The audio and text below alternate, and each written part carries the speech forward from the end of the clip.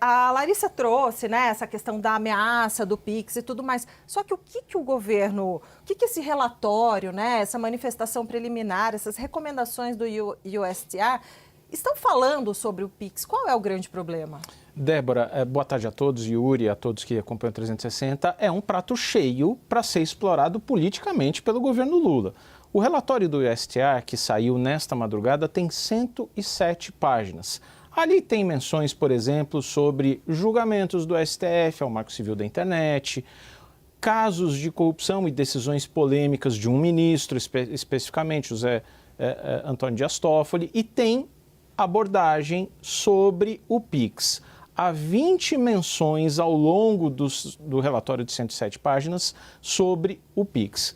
E uma expressão-chave, um tratamento injusto e discriminatório, segundo o USTR, sempre segundo o escritório do representante comercial da Casa Branca, que é como ele se refere ao sistema de pagamentos, ao Pix.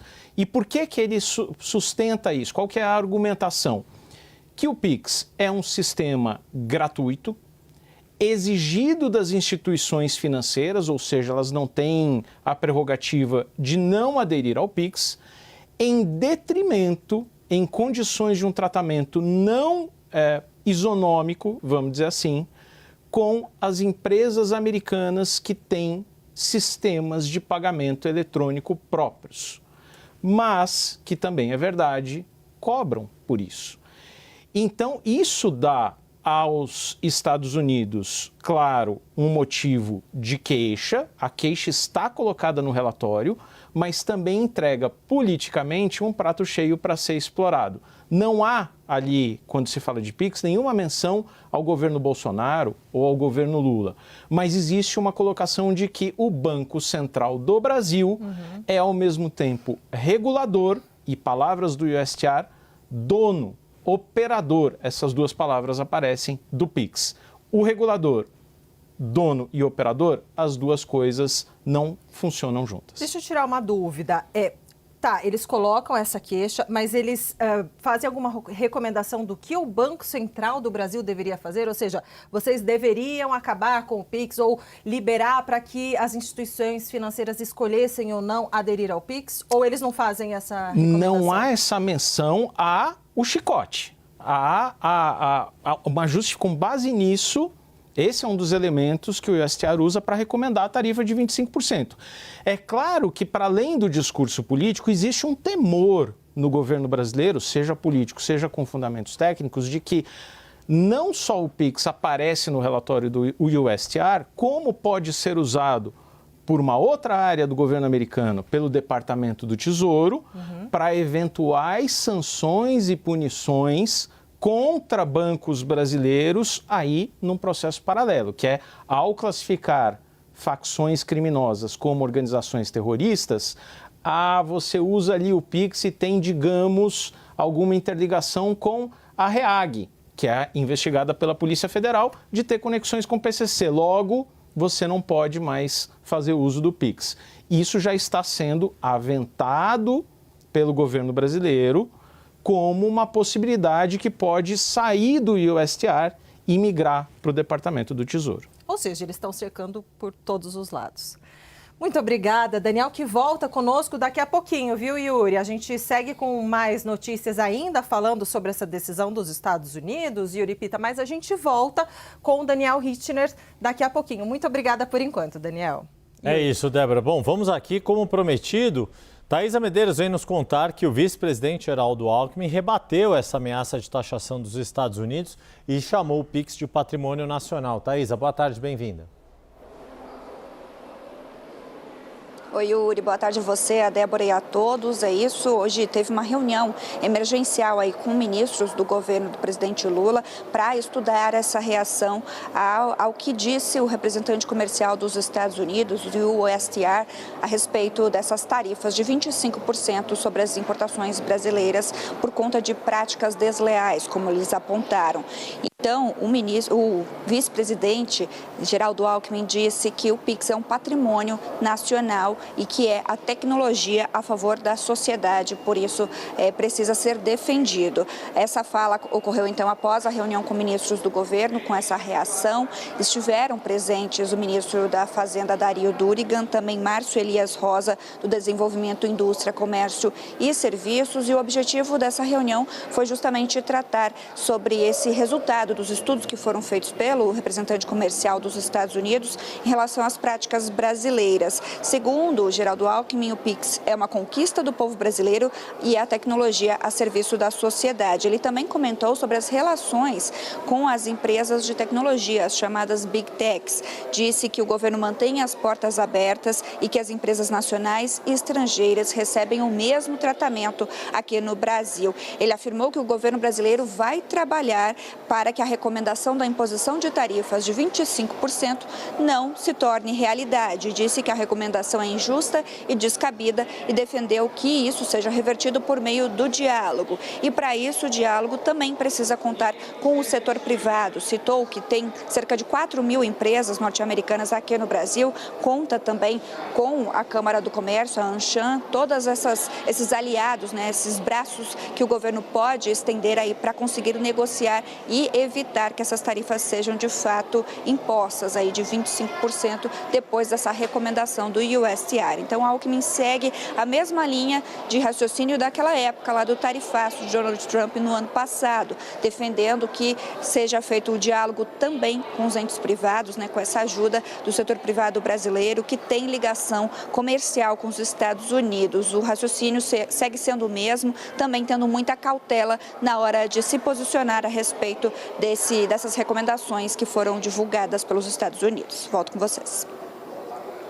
Muito obrigada, Thaisa Medeiros, e a gente já agradece a Thaisa e Daniel Richtner ainda conosco aqui no nosso estúdio de Brasília. Daniel, o Brasil acha que não deve ser o único prejudicado, né? No caso, o tarifaço entre em vigor, porque o país vê também um dano menor do que ocorreu com as taxas do passado.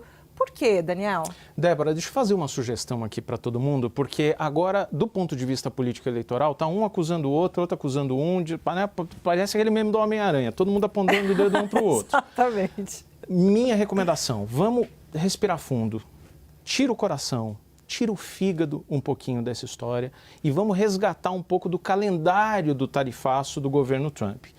Em abril do ano passado, Donald Trump faz aquela primeira rodada de tarifas em que pega o mundo todo. Com aquele papelão. Como se fosse um cardápio da mesa do bar, né? Fala assim, ó, cada um aqui tem uma tarifa. Depois, em julho, vem de fato uma tarifa específica para o Brasil de 50%, e aquilo a gente pode achar ingredientes políticos, porque houve uma carta de Donald Trump citando o julgamento de Jair Bolsonaro, o problema das Big Techs, muito bem.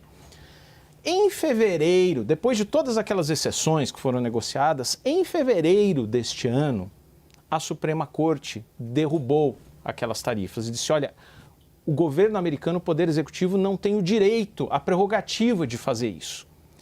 E aí é que a gente traz para o momento atual. A Casa Branca já havia aberto naquela ocasião uma investigação no âmbito da seção 301, que é um processo muito específico do USTR contra práticas comerciais consideradas injustas, abusivas, desleais. Já havia um processo correndo contra o Brasil e abriu um segundo processo em que o Brasil também está, mas outros 59 países estão. E aí tem todos os parceiros comerciais relevantes. Tem a União Europeia, tem Japão, tem China, tem Austrália, tem a Argentina de Javier Milei. Então, ali não tem o parceiro amigo ou o parceiro rival. Líderes políticos que são amigos de Donald Trump também estão ali com seus países. E essa investigação também já está muito adiantada. Já no segundo semestre chega ao seu final. Qual que é a aposta do Itamaraty? E é uma aposta bem fundamentada e também converge com o que o setor privado tem escutado, inclusive em Washington. Vem uma tarifa específica também no âmbito dessa outra investigação. E vem não só para o Brasil, vem para os 60 países como um todo. Muito possivelmente o Brasil leve também mais 10%, mas ali a China, digamos, hipoteticamente, a China pode levar 20%, a Índia pode levar 30%, a Austrália pode levar 40%. Então, isso significa que ali cada país vai ter as suas dores para acertar com a Casa Branca. E nesse ponto, qual que é a diferença do tarifaço do ano passado? Nós estávamos na pior situação do mundo. Nós tínhamos 50%, quando outros tinham 15%, 25%, 38%. Agora, ainda está por vir. O Brasil saiu na frente, porque a investigação contra o Brasil no âmbito da 301 já tinha começado. Mas os outros países ainda vão sofrer consequências. O motivo daquela investigação, que ainda está sendo concluída, é a acusação de trabalho forçado, direto ou indiretamente. Então, da mesma forma que o USTR está apontando que, olha, no Brasil tem o PIX, que é um problema, ou a decisão sobre o Marco Civil da Internet, também vão apontar ali o trabalho forçado na Suíça ou na Alemanha. Ali o objetivo é colocar a barreira protecionista e substituir aquele primeiro tarifaço que não tinha bases legais, segundo a própria Suprema Corte americana. Ou seja, foi uma ferramenta jurídica que eles recorreram a essa ferramenta jurídica para poder justificar o que a Suprema Corte tinha derrubado anteriormente, né? Porque o governo americano realmente está convencido, acredita que tarifas são o caminho para proteger a indústria americana. E aí você negocia exceções. Tem um ponto que o Itamaraty está sublinhando muito isso, a interpretação do Itamaraty, e de novo, coração e fígado aqui, discurso eleitoral, vamos colocar de lado um pouquinho. O que o Itamaraty e o setor privado estão entendendo é que há um convite, há uma isca dos Estados Unidos, por isso a data limite de 15 de julho. Você tem até 15 de julho para fazer um movimento e está todo mundo entendendo aqui em Brasília, do lado técnico, como uma corda no pescoço.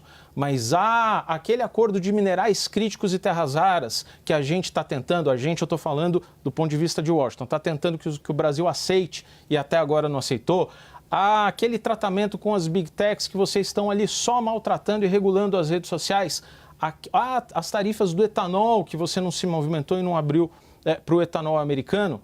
Olha aí, última chance, senão é tarifa de 25%.